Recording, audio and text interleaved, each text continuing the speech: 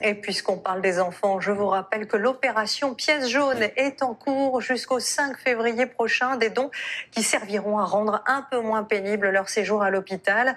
Et parmi les structures que finance l'association, il y a le Phare des Sourires à Marseille. Il accueille de jeunes patients atteints de cancer. Et vous allez voir qu'il porte très bien son nom. Marie-Laure Bonnemain et Bertrand Lachin. Allez, bam, 1, 2, 3, 4, 5, 6, 7, 8... Il y en a 6 ans. Maintenant qu'il va mieux et qu'il est sorti de l'hôpital, il vient ici tous les mercredis, sans jamais rater un rendez-vous. Nos mères et nos pères, mais eux, ils ont leur salle de sport, mais nous aussi, on a notre salle de sport gratuit.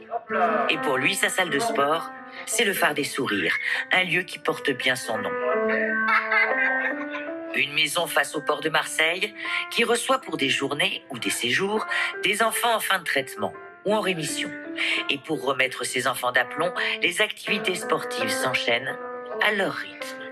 Le sport est très important quand on est malade car voilà, quand on a un cancer, les enfants subissent beaucoup de cures, de chimiothérapie. Et du coup, le sport permet d'éliminer plus vite.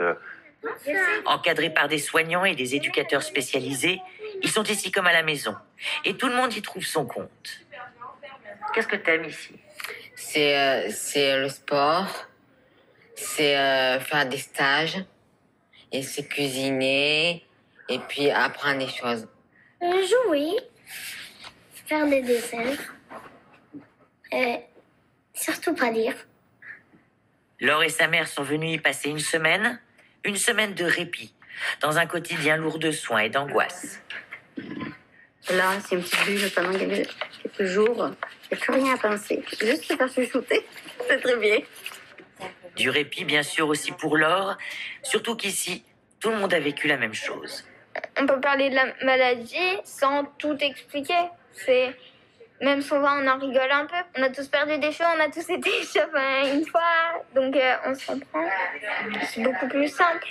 Avant de reprendre une vie à peu près normale, c'est de le faire de façon progressive et de se retrouver dans un lieu bienveillant. Parce que même si la prise en charge à l'hôpital est terminée, ils ont encore plein de questions.